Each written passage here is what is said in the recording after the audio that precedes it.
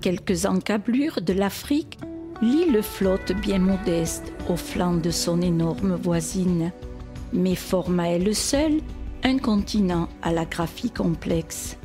Verte de ses rizières, elle se fait rouge aussi, car les sols tourmentés sont très souvent mis à nu par le temps et les hommes. Dans cet Éden naturel, 18 ethnies se partagent le pays, venues de proches et lointains horizons. Elles ont fusionné des univers étrangers les uns des autres pour créer une culture remarquable.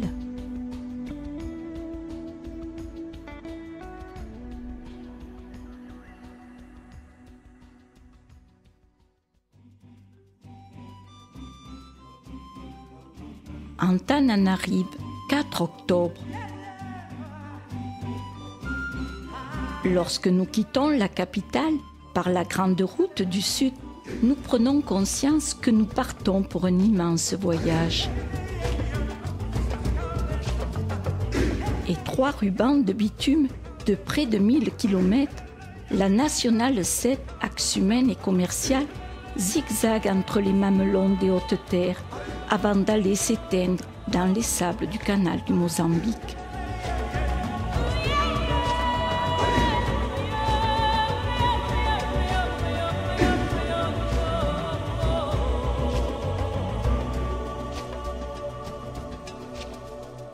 En bordure d'un goudron déchiré, s'égrènent de nombreux villages.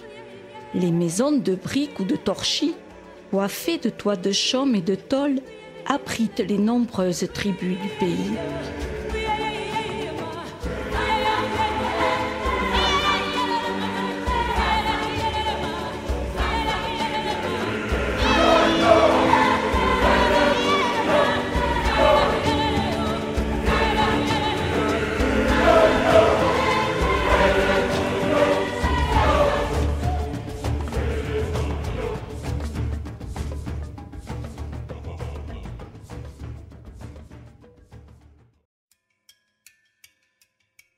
Sur ces hauts plateaux, on vit au rythme des rizières, héritage asiatique, et l'espace semble jardiné en une mosaïque de miroirs brisés aux couleurs éclatantes.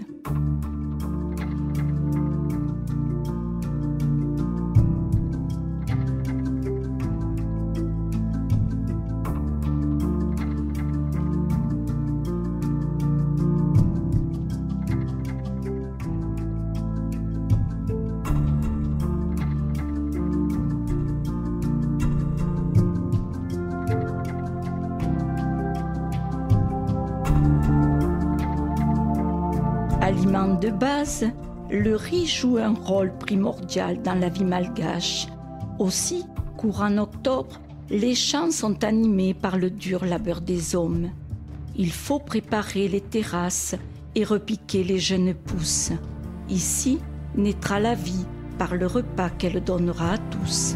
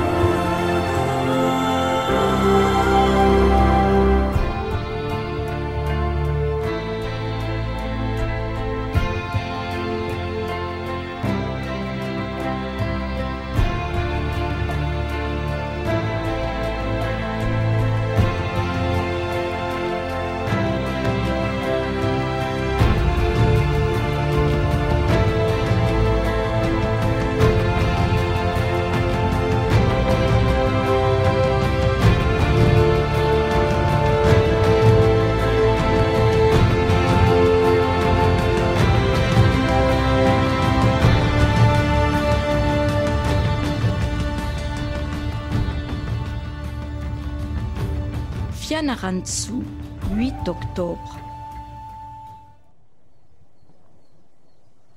En ce début de matinée, la chance est avec nous. La vieille et unique locomotive qui doit nous conduire sur les rives de l'océan Indien semble vouloir fonctionner.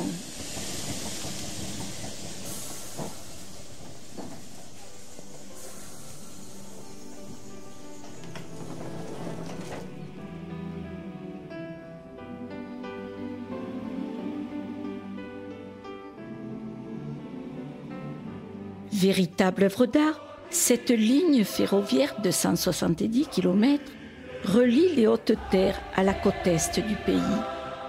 L'essentiel du matériel demeure inchangé depuis 1930, année où le réseau fut inauguré.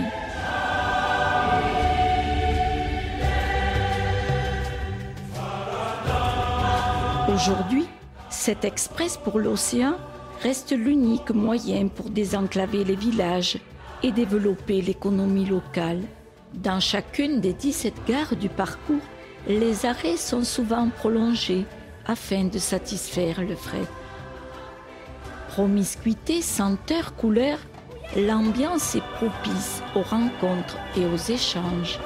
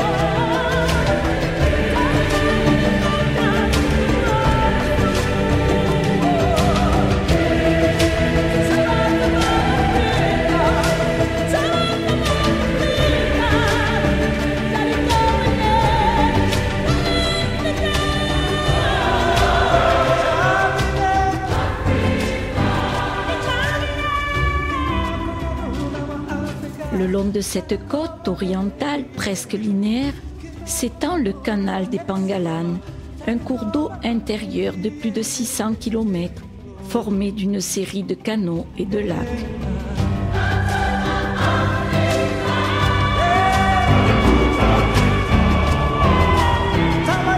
C'est au début du XXe siècle que le chenal fut creusé par la main de l'homme, pour en faire une voie navigable, plus sûre que l'océan Indien, très agité et dangereux.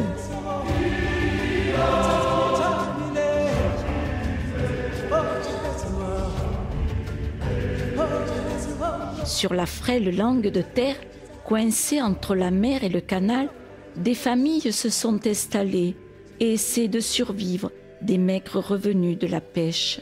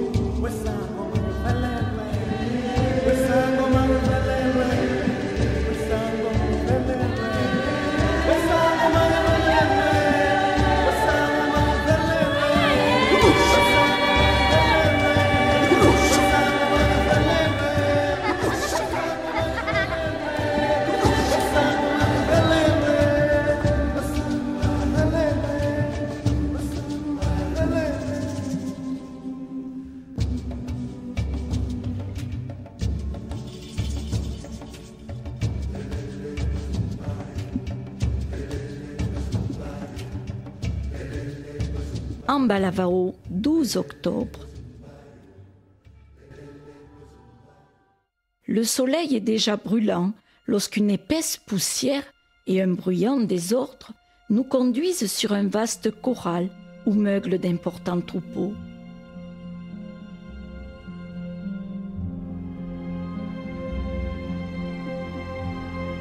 Monnaie d'échange, fruit de la dot lors des mariages, le bœuf à bosse est le garant du statut social. Symbole de richesse et de puissance, le zébu est sacré et certaines tribus lui vouent un culte particulier.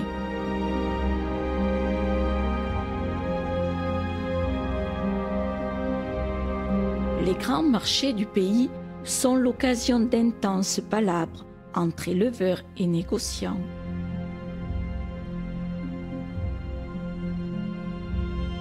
Parc de l'Indrijitra, 14 octobre. C'est sur un sol enflammé de latérite que nous découvrons l'immense muraille du Tsaranoro qui ourle l'horizon et semble veiller sur les étendues sauvages et les villages environnants.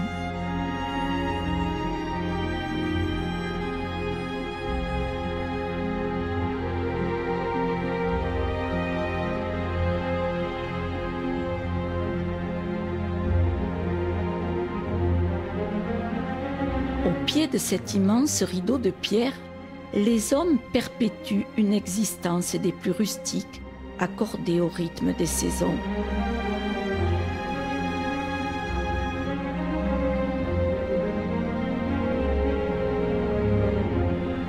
Le peuple métis de ces hautes terres voue un culte profond aux ancêtres, considérés comme des demi-dieux, car ils représentent les racines de la vie.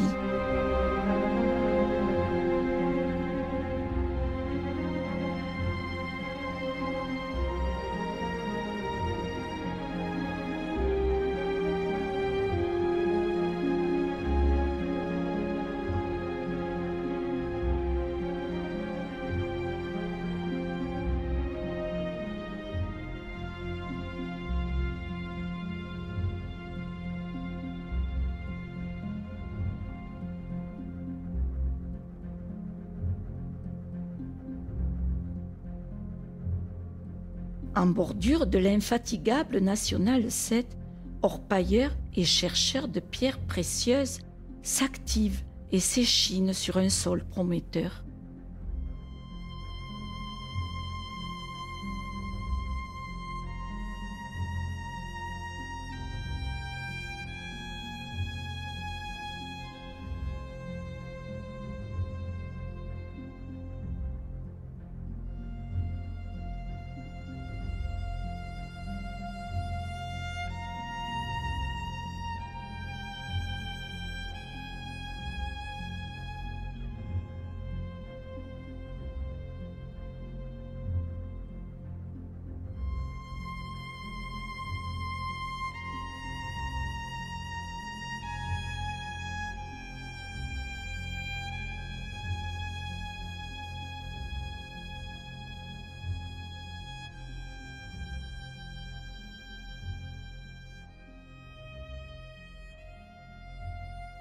Swatanana, 18 octobre. Nichée au milieu d'un cirque montagneux, la Jérusalem malgache nous accueille avec beaucoup de spontanéité et de bienveillance. À Swatanana, le mouvement du réveil a été créé suite à la vision céleste d'un fétichiste qui se convertit à la foi chrétienne. Selon les règles de la communauté, les adeptes sont vêtus de blanc, vénèrent l'Esprit Saint, prient et cultivent le riz.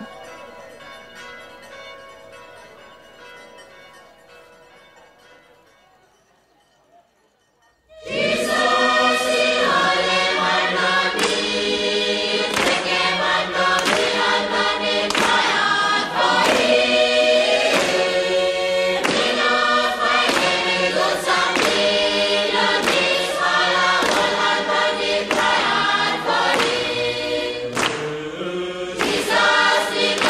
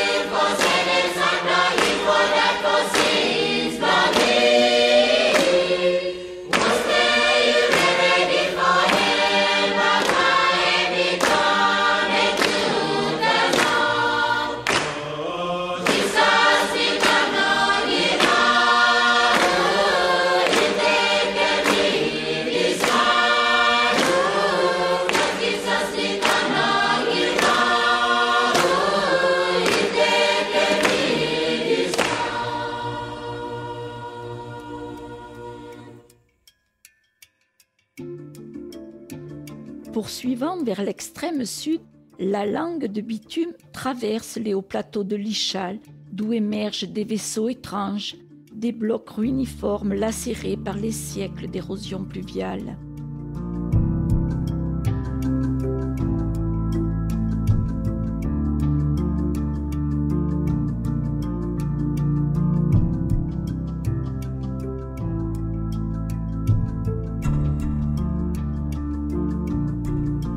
Au cœur de ce massif de grès usé, les murailles rocheuses tapissées de lichens de différentes couleurs forment une fresque polychrome.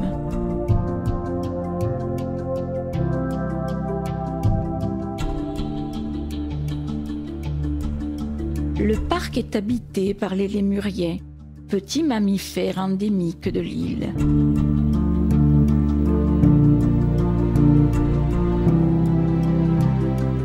Ces primates arboricoles comptent de nombreuses espèces. Cependant, le plus populaire reste le makikata, facilement reconnaissable à sa queue annelée et son regard curieux.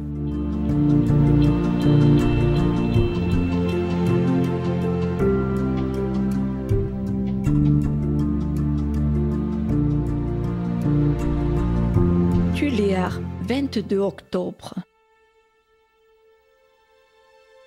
La légendaire Nationale 7 laisse ici la place à une piste qui se plaît à musarder le long du canal du Mozambique et va nous conduire vers des lieux enchanteurs, frangés de sable blanc et baignés d'eau turquoise.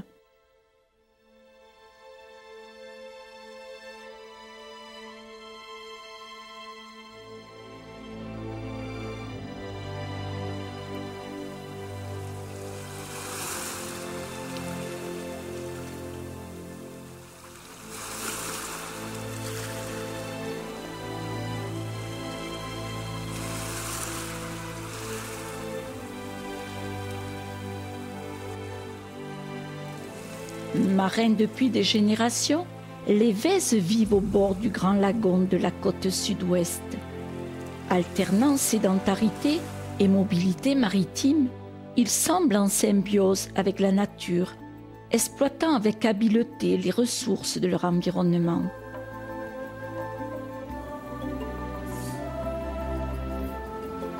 Ils pratiquent une pêche aux techniques ancestrales et s'aventurent au large sur la lacana, pirogue à balancier, instrument millénaire venu d'Indonésie.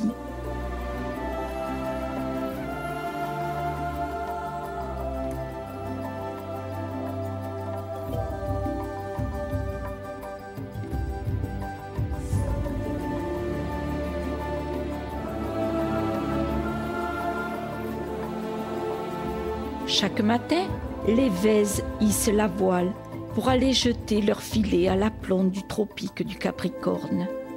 Excellents navigateurs, ils ont une connaissance parfaite de la mer et de ses dangers.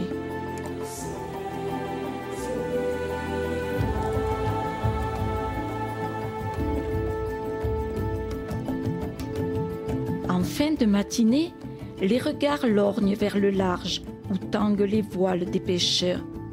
Et c'est dans une grande bonhomie que femmes et enfants attendent le retour des hommes.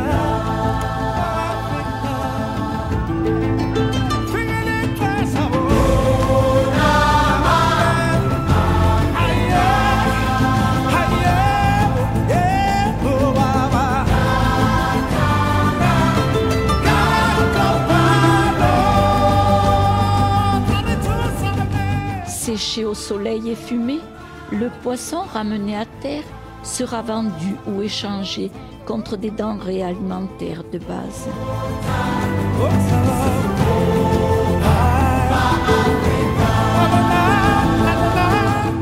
Le soir, les pirogues couchées sur les dunes dorées semblent scruter la barre de corail dans l'attente d'un prochain départ.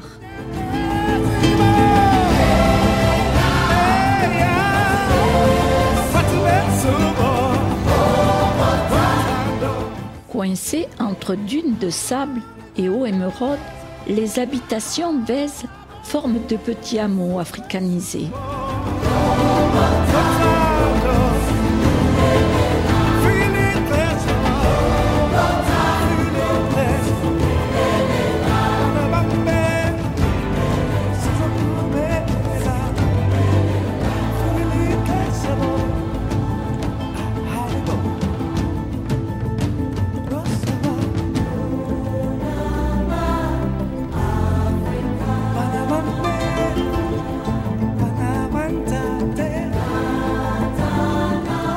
Parfaitement intégrés dans l'espace minéral, ces villages mettent en scène un authentique et immuable quotidien.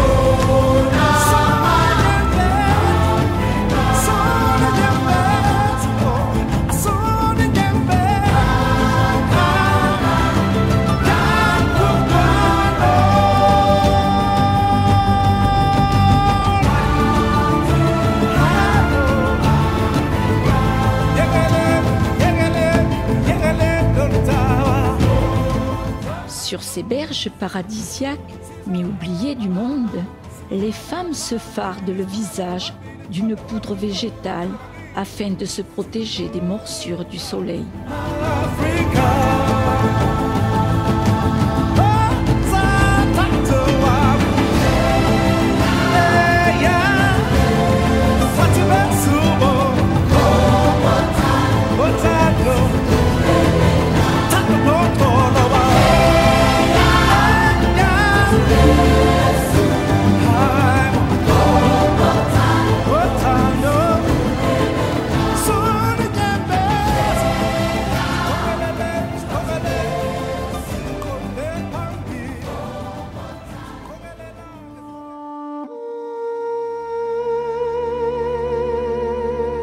Belleau-sur-Mer, 27 octobre.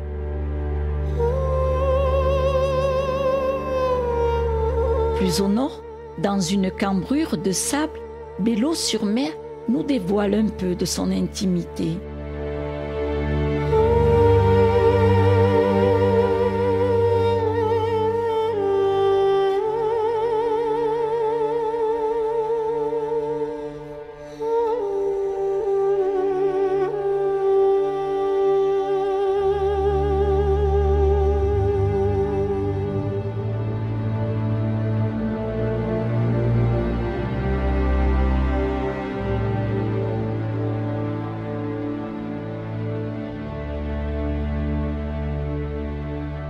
Depuis plus d'un siècle, l'endroit abrite un fabuleux patrimoine maritime, celui des chantiers de construction de Boutres.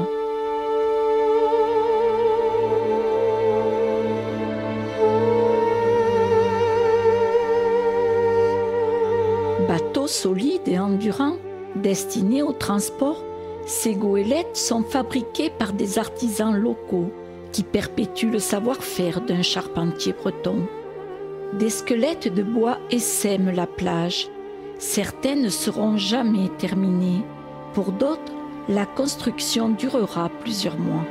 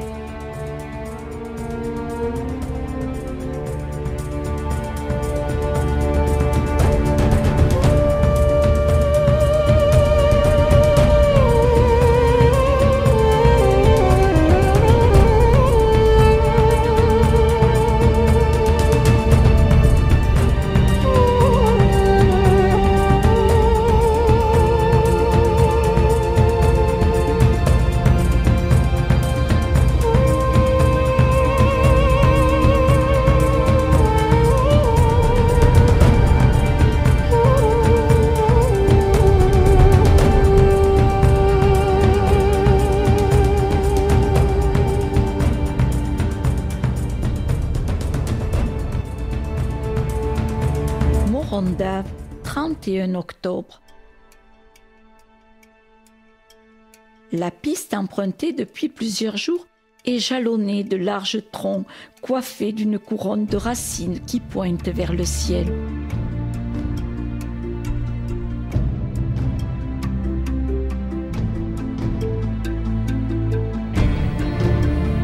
Arbre sacré et emblème du pays, les baobabs peuvent atteindre 30 mètres de hauteur et plus de 10 mètres de diamètre au tronc.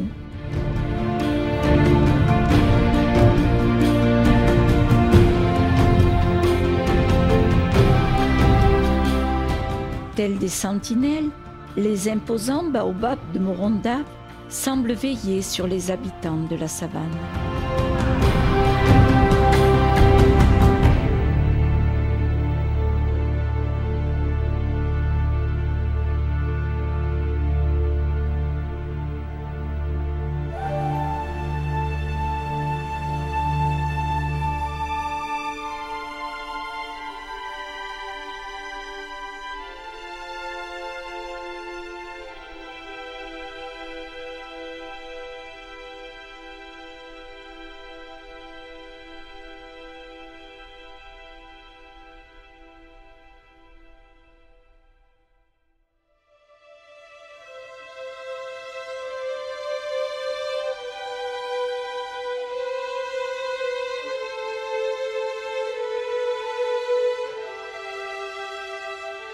L'île de Madagascar nous a offert une palette insoupçonnée de paysages, de milieux naturels, d'horizons ardents et intimes.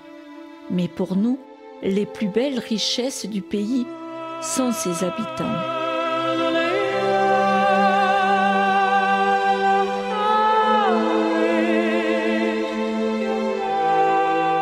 Rire d'enfants, regards empreints de curiosité, rencontres furtives mais pleines d'intensité, les visages croisés tout au long de notre voyage nous ont conté une douloureuse histoire.